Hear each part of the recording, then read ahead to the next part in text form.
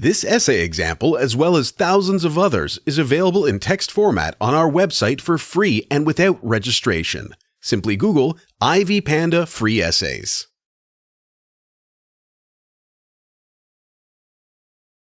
Berger's Invitation to Sociology, A Humanistic Perspective is a book about sociology as a scientific methodology and a perspective through which the world can be explored.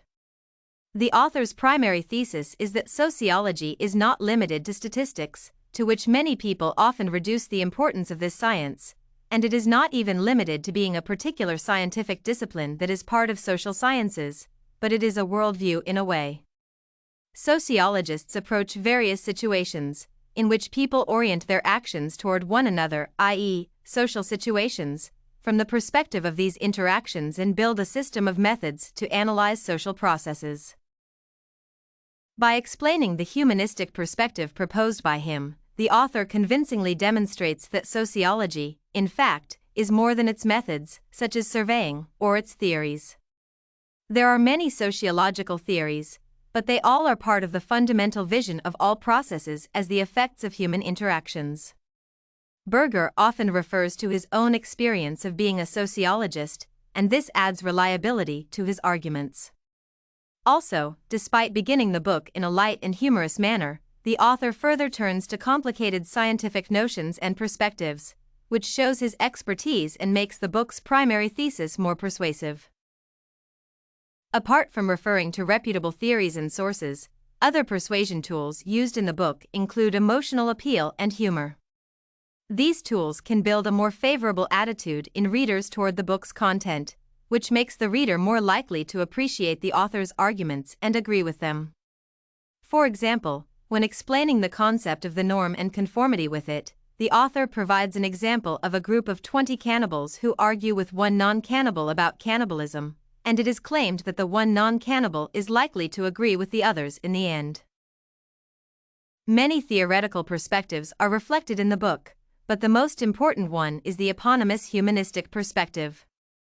This perspective primarily suggests sociology's ongoing communication with other disciplines that are vitally concerned with exploring the human condition. The author explains the perspective by comparing humans to puppets in a puppet theater. Unlike puppets, humans are capable of looking up and perceiving the machinery by which they have been moved. This vision of sociology as a discipline that helps people move toward freedom is what makes this science humanistic. A significant and blatant bias of the book is the fact that the author is a sociologist himself. He tells the reader about sociology as one who has been studying it and working in it for years. He is talking to the reader, who may not be a sociologist, while he is evidently used to talking mostly to sociologists.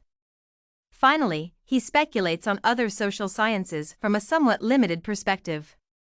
The author works on overcoming the bias and, in fact, talks to the reader as to someone who may not be an expert in sociology at all. Interestingly, the fact that the author is a sociology expert himself is simultaneously the strength and the weakness of the book. It is the strength because insights and examples from real sociological practice are provided. Also, it is noteworthy in the context of strengths that the humorous style in which Berger describes and explains scholarly concepts and theories, and some of them are rather challenging, makes the book particularly interesting and, indeed, invites us to see the world through sociologists' eyes. However, it cannot go unnoticed by the reader that the book's perspective seems rather one-sided because the author is a sociologist who writes as a sociologist. It may be the perception of the reader that, in some parts of the book, the perspectives of other social sciences, e.g., anthropology, are disregarded. Even if it was not the intention of the author, it is almost inevitable in a book that explains sociological perspectives from the inside. Another major weakness for today's readers is that the book was published more than 50 years ago. Although some parts of its content are still relevant, some may be outdated. The book made a major contribution to sociology because it showed that sociology was not a measurement of social processes with statistical tools or a set of abstract theories, but a discipline that addressed social and humanistic issues from the scholarly perspective.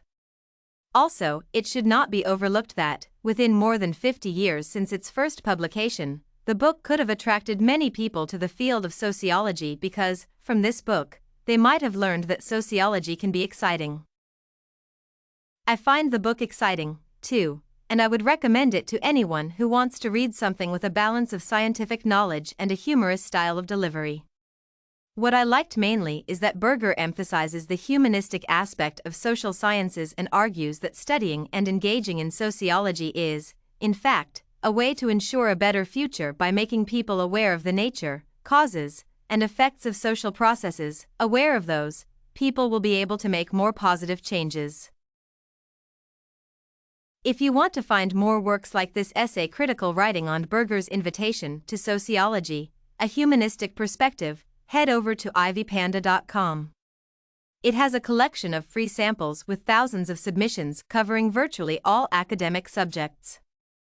No registration required to access it.